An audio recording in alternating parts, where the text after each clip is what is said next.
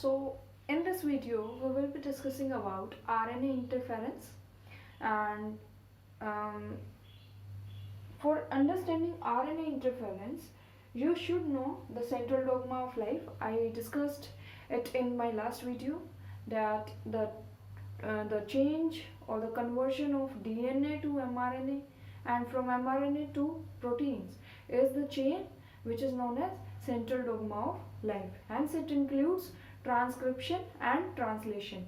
Okay, so today we will be discussing about RNA interference, and you should know that we will study about tobacco plant, how we silenced various genes in parasite or a nematode which was infecting the roots of tobacco plant.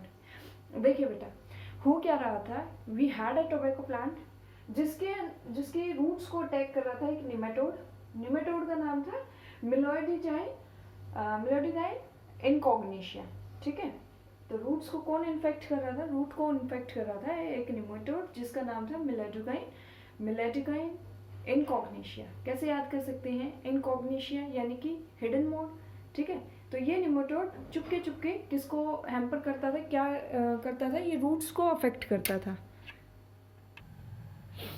तो हमें हमें क्या पता था कि tobacco plant के roots में एक निमेटोड चोरी छुपके इनकॉग्निशिया मोड पे, बेटा इसे याद करवाने के लिए, ये जो निमेटोड था ये टोबैको प्लांट्स की रूट्स को इन्फेक्ट करता था, इन्फेस्ट करता था और वहाँ क्या बना देता था बेटा, रूट नोड्यूल्स बना देता था। अब देखो आगे कंटिन्यू कर सकते हैं, लेकिन थोड़ा सा निमेटोड जो है कैटेगरी है, फैला है, उसके बारे में आपको मैं इन्फॉर्म करना चाहूँगी। ये जो फाइला है बेटा, इसको एक्चुअल नेम, इसका साइंटिफिक नेम क्या है, एस्का हेलमिंथेस। और ये किसने डिस्कवर किया था या किसने इसको क्लासिफाई किया, इट वाज डिस्कवर्ड बाय गैगनबोर। ठीक है, ये चीज़ ध्यान में रखिएगा। एस्की हेलमिंथेस को बेटा राउंड वॉर्म्स भी बोला जाता है, these are round worms. The most common example is ascaris। ठीक है, तो कुछ फीचर्स हैं, जैसे जो निमेटोड्स हैं बेटा ये प्रोटोस्टोमस होते हैं, यानी कि आपको पता है कि जब भी एम्ब्रियोनिक डेवलपमेंट होती है तो एंटीरियर पोस्टीरियर दो एंड्स होती हैं किसी भी ऑर्गेनिज्म के। एंटीरियर एंड जो माउथ वाला पोर्शन है और पोस्टीरियर एंड जो गट का एंडिंग पोर्शन है, that is usually anus. Okay, तो प्रोटोस्टोमस यानी कि जो फ्रंट एंड है, माउथ वाला पोर्शन है, वो पहले डेवलप होता है निमेटोड्स में। Then these are pseudocoelomates. आपको पता है कि ट्रिप्लोब्लास्टिक, डिप्लोब्लास्टिक, ये अलग अलग कैटेगरीज हैं on basis of different levels of layers present in the organism. तो अलग अलग लेयर्स जैसे कि मेसोडर्म, एंडोडर्म, एक्टोडर्म, ये इनके बेसिस पे। तो बेटा सूडोसिलोमेट्स, सूडो यानी कि फॉल्स, सिलोम यानी कि cavity, means these animals or this phyla, members of this phyla do not have proper coelom among itself, hence these are known as pseudocoelomate. Next is digestion tract is complete, means from mouth to anus there is complete formation of digestion tract, hence there will be a different opening for intake of food and there will be a different opening for egestion process. Now next is organ system level of body organization. There are properly formed organs and organ systems available in the phyla Aschelhelminthes. And very important, these nematodes are parasitic. Parasitic mode of nutrition is the mode of nutrition in which the organism completely depends on the host organism for its food. Okay, and the fooding process or the nutrition process causes harm to the host organism. तो ध्यान ये रखना है कि जब जो organism है वो बेटा अपना फूड इनटेक कर रहा है होस्ट ऑर्गेनिज्म से, तो वो साथ साथ कुछ ना कुछ बीमारी या कुछ ना कुछ दिक्कत क्रिएट करेगा होस्ट ऑर्गेनिज्म के अंदर, उस ऑर्गेनिज्म के अंदर जिस ऑर्गेनिज्म से वो अपना फीड ले रहा है। ठीक है, तो यही कारण था कि जो टोबैको प्लांट था उसके ऊपर इन्फेस्टेशन कौन कर रहा था, निमेटोड कर रहा था, मिलोडिगाइन इनकॉग्निशिया, और क्या बना रहा था, टोबैको प्लांट में रूट नोड्यूल्स फॉर्म कर रहा था। अब बेटा इसकी वजह से क्या हो रहा था, जो टोबैको की प्रोडक्शन थी वो हैम्पर हो रही थी, कम हो रही थी, या क्वालिटी वाइज डिग्रेड हो रही थी, जिसका सॉल्यूशन क्या निकाला गया कि हमने कुछ ऐसे जीन्स ढूंढे इस निमेटोड के डीएनए में, जीनोम में ऐसे जीन्स ढूंढे जो इसके सर्वाइवल के लिए इम्पोर्टेंट हैं। ठीक है, हमने ऐसे जीन्स ढूंढे जो इस निमेटोड के सर्वाइवल के लिए इम्पोर्टेंट है। हमने उन जीन्स को कट किया। कट करेंगे? नो, नहीं करेंगे, क्योंकि क्या काम है यार, आरएनए इंटरफेरेंस के बारे में डिस्कस कर रहे हैं। तो हम उस जीन से, वो जो डीएनए का पोर्शन है जो जीन बना रहा है बेटा, उससे आरएनए बनने का इंतजार करेंगे।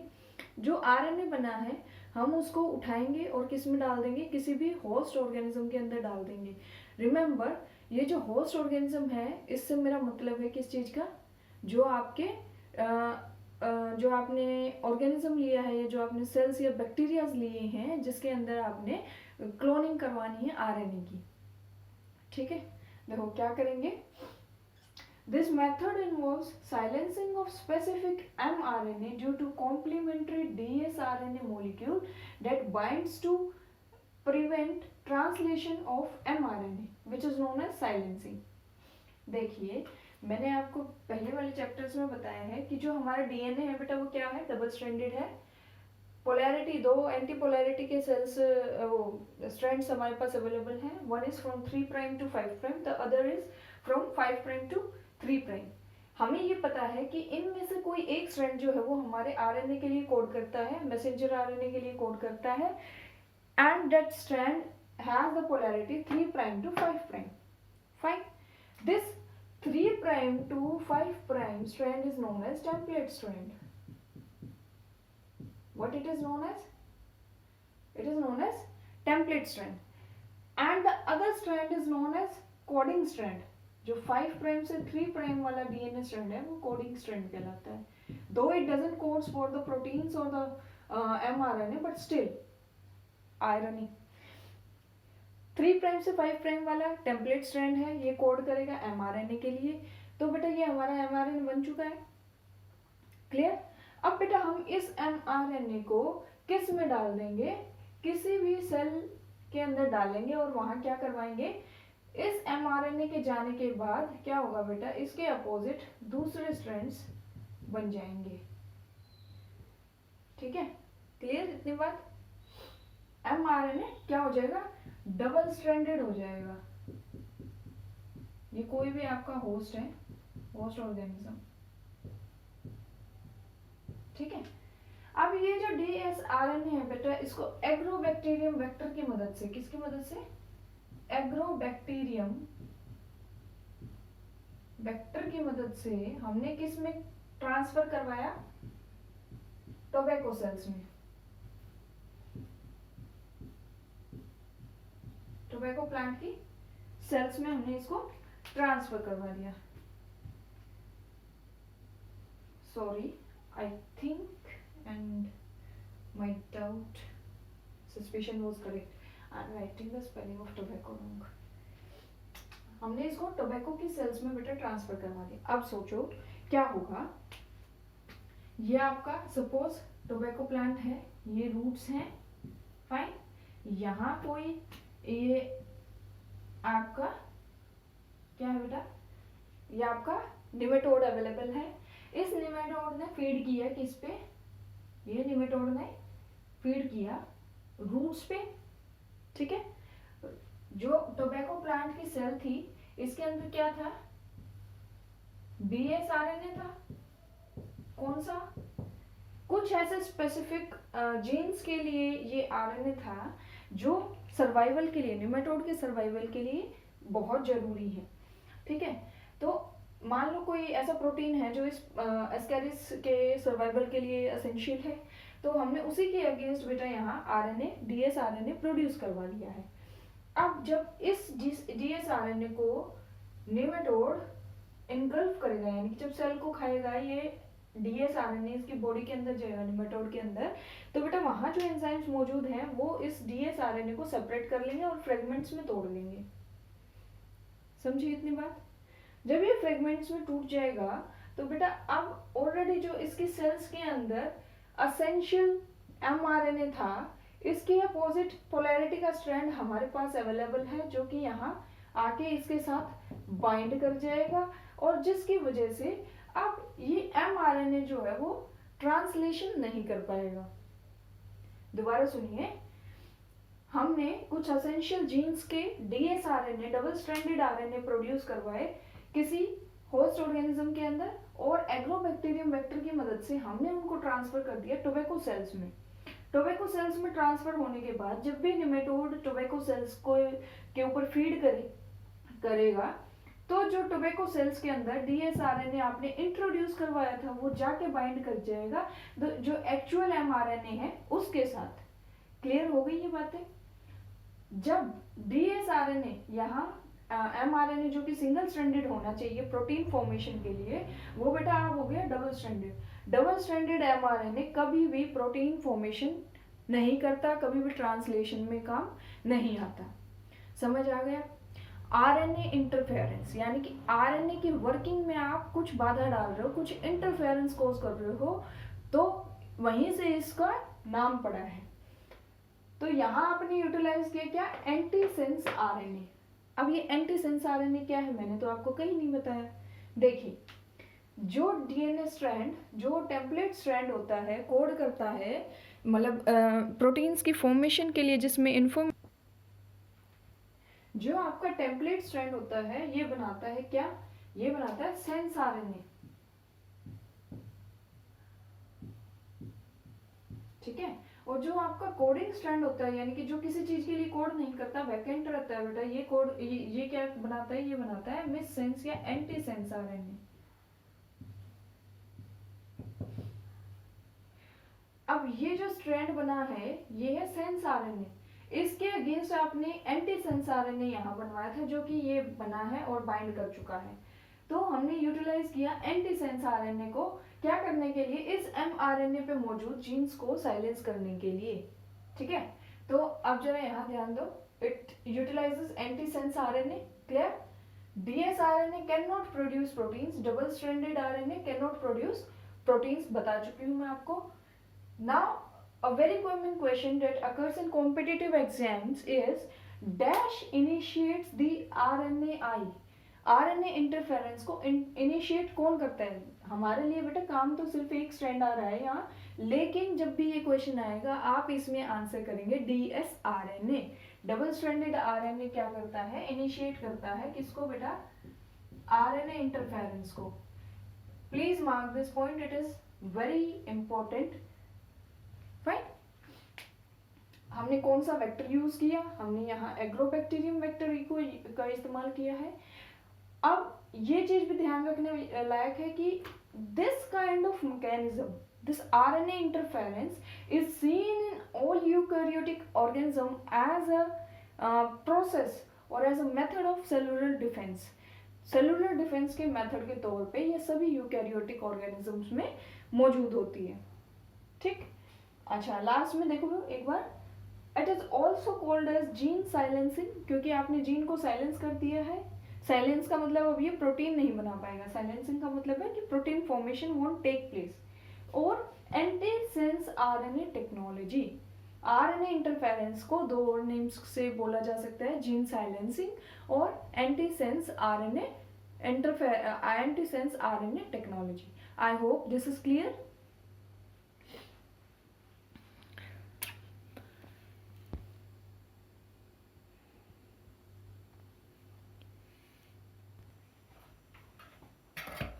Our next topic is flavour saver tomato. इसमें क्या था बेटा, हमें पता है, मैंने एक और वीडियो डाल रखी है, वीडियो 1 में ये डिस्कस कर रखा है कि जो टोमेटो है वो एक पेरिशेबल वेजिटेबल है, यानी कि ये बहुत जल्दी ख़राब हो जाता है, इसकी शेल्फ लाइफ बहुत कम है। ऐसा क्यों है? क्योंकि बेटा टोमेटो के अंदर ना एक एंजाइम होता है विच इज़ नोन एज पॉलीग्लैक्टोयूरोनेज, और ये क्या करता है? ये जो पेक्टिन होता है टोमेटो की आउटर मेम्ब्रेन में, पेरिकार्प में, उस पे एक्ट करता है, उसको डिस्ट्रॉय करता है, डिग्रेड करता है। पेक्टिन जब डिग्रेड होगा बेटा तो क्या होगा? जो आउटर पेरिकार्प है, आउटर जो कवर होता है ना टोमेटो के ऊपर, फ्लैशी जो कवर होता है, वो डिग्रेड होना शुरू हो जाता है, सॉफ्टन होना शुरू हो जाता है, जिसकी वजह से टोमेटो आसानी से रोट हो जाता है या उसकी हल्का सा प्रेशर डलते ही वो खराब हो जाता है, स्पॉइल हो जाता है। ठीक है, तो इसको भी हम कैसे करेंगे? We will target it with the gene silencing technique, जो हमने आरएनए इंटरफेरेंस के बारे में बात की थी। यहाँ भी हम उसी टेक्निक का इस्तेमाल करेंगे। जो एंजाइम है, एंजाइम क्या है बेटा? इन actual it is a, what is enzyme? Enzyme is made up of protein, और प्रोटीन कहाँ से आया बेटा? एमआरएनए से आया। हम इस एमआरएनए के अगेंस्ट डीएसआरएनए बना के इनकॉर्पोरेट करवा देंगे, और क्या करवा देंगे बेटा? आरएनए इंटरफेरेंस करवा देंगे। आई होप दिस इज क्लियर। अब हमारा नेक्स्ट टॉपिक है बीटी कॉटन का। अब बेटा बीटी कॉटन, कॉटन तो सभी को पता है, ये बीटी क्या चीज है?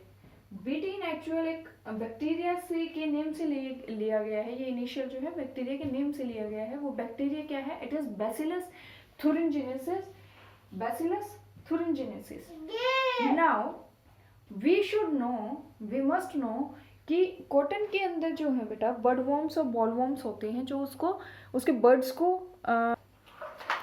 हमें ये पता होना चाहिए कि बैसिलस thuringiensis जो बैक्टीरिया है बेटा, इसके अंदर मौजूद होता है क्राइजीन। ये क्राइजीन क्या करता है? It codes for a protein. ठीक है, और वो प्रोटीन क्या है? वो प्रोटीन टॉक्सिक है बर्डवॉर्म्स और बॉलवॉर्म्स के लिए। अब देखो बीटी कॉटन, सॉरी जो कॉटन का पौधा होता है ना बेटा, उस पे पहले बड आता है, उस पे पहले बड आती है प्लांट पे। जब ये बड मैच्योर हो गए, रप्चर करती है, तो इसके अंदर से कॉटन के थ्रेड्स, जो टेंड्रिल्स होते हैं, वो अपीयर करते हैं।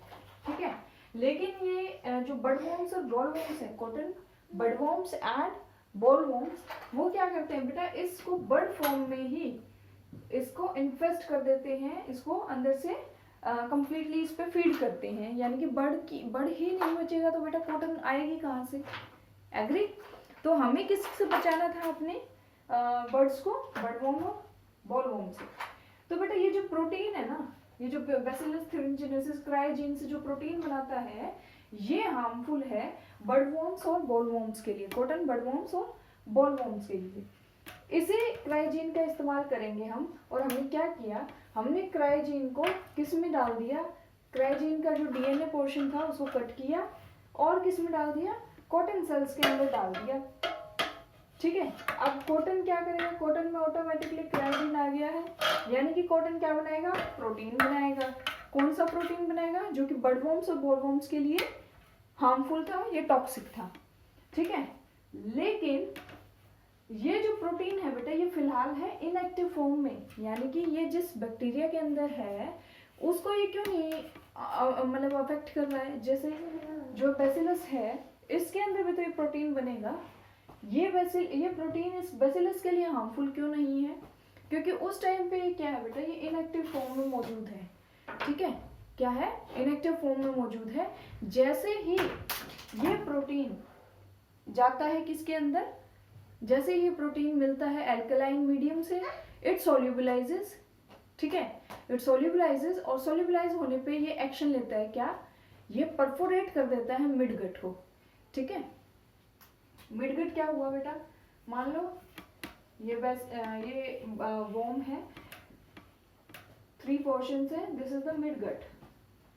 जो सेंट्रल डाइजेशन पोर्शन है that is known as the midgut. क्या करेगा? प्रोटीन अंदर एल्कलाइन पीएच में जाके सोल्यूबलाइज हो जाएगा, घुल जाएगा, और घुलने के बाद जो इसकी वॉल है इसमें बेटा होल्स करने या परफोरेशन करना शुरू कर देगा। ठीक है, परफोरेशन होने के बाद क्या होगा? परफोरेशन होने के बाद क्या होगा? The worm won't be able to survive and it will eventually die, और हमारी बर्ड्स क्या होंगी बेटा? वो एज इट इज बची रह जाएंगी, कॉटन बर्ड्स बची रह जाएंगी। अब देखो आगे क्या समझना है हमें।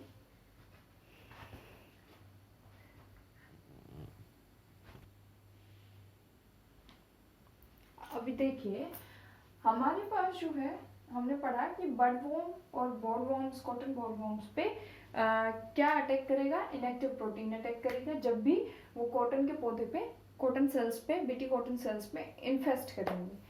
अब बीटी करके बेटा हमारे पास और भी बहुत सारी क्रॉप्स हैं जो इंडिया में अवेलेबल हैं। BT brinjal was the first crop to be developed in India.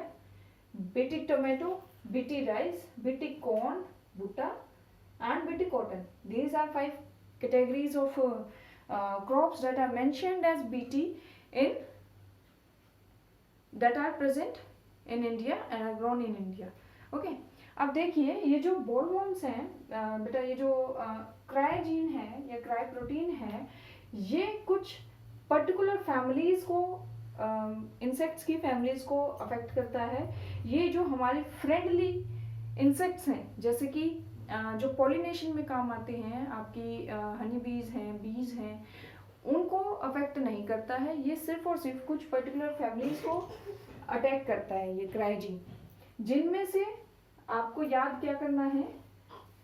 First is lepido, okay, then dip and then coleo, ठीक है। इसके पीछे टेरेंस लगा दो, टेरेंस डांस वाला, ठीक है। कोलियो टेरेंस, डिप्टेरियंस, लेपिडोटेरेंस, ओके। अब देखो बेटा कैसे याद करोगे आप इसे। जो कोलियो टेरेंस है, कोलियो अपनी हरियाणवी भाषा में कहते हैं ना कोलियां मिलना, गले लगाना। यहाँ इमेजिन करो 2 बीटल्स हैं और वो आपस में एक दूसरे को गले लगाए हुए। Let me show you how. ये लो बेटा, ये एक बीटल है, ये दूसरा बीटल है, ठीक है। और ये क्या करे हुए बेटा, एक दूसरे को कोली लगाए हुए हैं। तो कोलियो टेरेंस में हमारे पास क्या होंगे बेटा, बीटल्स। क्या होंगे, beetles. Now next we have dipterans. Dipterans को याद करो डायपर से, ठीक है। डायपर किसको पहनाओगे बेटा, जो दिखाई दे रहा होगा, जो बड़ा होगा कुछ साइज में, उन्हीं को तो डायपर पहनाओगे। या जो आपके घर में आपको मिलता होगा इंसेक्ट, उसी को तो डायपर पहनाओगे। कौन से 2 कॉमन इंसेक्ट्स हैं बेटा, they are house flies, they are house flies and mosquitoes. आपने बोला इन्हें क्या, please check the spelling, spell गलत हो सकती है। आपने क्या बोला कि देखो अगर घर में रहना है तो हाउस फ्लाइज और मॉस्किटोज को डायपर पहन के आना पड़ेगा, यानी कि they belong to the family dipterans, they belong to the family dipterans. Next है लेपिडो, लपेटो। किसको लपेटोगे बेटा, कॉटन को लपेटोगे। कॉटन में कॉटन कहाँ से लोगे, बॉल से लोगे। तो कॉटन बॉलवॉर्म्स, या बोल सकते हो bollworms, budworms and army worms, ये किस में आएंगे, लेपिडो टेरेंस में आएंगे। Bollworms, budworms and army worms. किस किस को लपेटोगे बेटा, बर्ड में मौजूद जो भी आर्मी है उसको लपेट के और बॉल बना दोगे, ठीक है। उन सभी वॉर्म्स को लपेट के क्या बना दोगे आप, बॉल वॉर्म्स बना दोगे, ठीक है। आई होप दिस इज क्लियर। सिर्फ एक और पॉइंट रह गया है जो कि हम अभी डिस्कस करेंगे। अब जो नेक्स्ट पॉइंट है बेटा वो है क्राइजीन्स कितने टाइप्स के हैं और कहाँ कहाँ यूज हो रहे हैं। तो जो हमारी एनसीईआरटी के अंदर मौजूद है वो हम याद करेंगे। लिखिए, cotton bollworm and corn borer, ये 2 आपकी एनसीईआरटी में मेंशन्ड है और यही आप याद करेंगे। कॉटन बॉलवॉर्म, देखो बेटा कॉटन किस में यूज करते हो, गर्मी के मौसम में। कॉटन के अलावा, कॉटन के कपड़े के अलावा और क्या यूज करोगे, एसी। तो यहाँ लिखो क्राई, क्राई। देखो बड़ा नाम है तो इसमें 2 जीन्स का इस्तेमाल होगा, क्राई, क्राई। और ये छोटा नाम है तो इसमें एक जीन का इस्तेमाल होगा। नंबरिंग करनी शुरू करो, 1। अब इसको 1 दे दिया तो कॉर्न बोरर ने हमें जिद लगाई कि उधर आपने 2 जीन्स दे दिए हैं तो मुझे अब अगली नंबरिंग दो, आई डोंट नो। तो क्राई 1 के बाद हमने इसको खुश करने के लिए इसको भी क्या दे दिया, क्राई 1। कॉटन के साथ और गर्मी में क्या यूज होता है बेटा, एसी, ठीक है। क्या यूज होएगा, एसी। और एसी के बाद इसको भी एज इट इज जिद लगानी है, बोलना है मेरे को भी दो कुछ। तो एसी के बाद हमने इसको बोल दिया कि लो तुम खुश रहो, तुम ए भी ले लो, ठीक है। तो cry 1 AC, cry 1 A B. अब ये नाराज हो गया तो इसको भी बेटा हमें क्या देना पड़ेगा, ए बी देना पड़ेगा। नंबरिंग हम सेम दे नहीं सकते क्योंकि ऑलरेडी 2 जगह सेम हो गई है, तो इसको ऑटोमेटिकली 2 नंबरिंग देंगे। तो कॉटन बोरर में हम किस किस जीन का इस्तेमाल करते हैं, cry1ac, cry2ab and corn borer में हम किसका इस्तेमाल करेंगे, cry1ab का। I hope I am clear up till here. ठीक है, क्या किया हमने बैक्टीरिया के अंदर से जो डीएनए था उसके अंदर से रिस्ट्रिक्शन एंजाइम बायोलॉजिकल सीजर्स की मदद से क्रायोजीन को निकाल लिया है। This is the cry gene. इसको हमने डाला किसके अंदर, किसी वेक्टर के अंदर। वेक्टर के अंदर हमने इसकी क्लोनिंग करवाई and then we transferred it into the plant cell, tobacco plant cell. ठीक है, टोबैको प्लांट सेल के अंदर उसके जीनोम में हमने इसको लाइगेज कर दिया है, अटैच कर दिया है। जब भी कोई बर्ड वॉर्म इसको खाएगा, सेल्स को खाएगा, क्या होगा, ये जो इसके अंदर मौजूदा प्रोटीन है बेटा, वो वॉर्म के अंदर अल्कलाइन पीएच में जाके सोल्यूबलाइज हो जाएगा और वॉल को परफोरेट कर देगा, जिसकी वजह से जो वॉर्म था वो सर्वाइव नहीं कर पाएगा एंड इवेंचुअली हमारी जो कॉटन क्रॉप है वो बच जाएगी।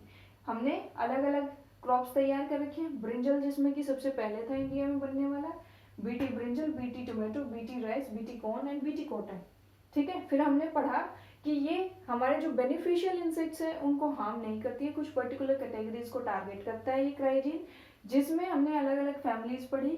कौन कौन सी फैमिलीज, लपेडो, लपेटो, किस में लपेटोगे, क्या लपेटोगे, बोल बना दोगे किस चीज की, बर्ड वॉर्म की और आर्मी वॉर्म्स की। बर्ड के अंदर वॉर्म्स की जो भी आर्मी है उसकी आप बोल बना दोगे। लेपिडोटेरेंस फैमिली को टारगेट करेगा। डिप्टेरियंस, डिप्टेरियंस फैमिली, डायपर पहनाओगे, किसको पहनाओगे बेटा, जो कि आपको विजिबल है घर में। घर में कौन है, हाउस फ्लाइज और मॉस्किटोज हैं, आपने बोला गंदा नहीं करना है, डायपर पहन के आओ, तो डिप्टेरियन फैमिली को आप टारगेट करोगे। देन कोलियोटेरेंस, कोलियोटेरेंस हमारी हरियाणवी में कोलिया, हक करना, दो बीटल्स बेटा एक दूसरे को हक कर रही हैं, so coleoterans consist of beetles. I hope this is clear to you guys.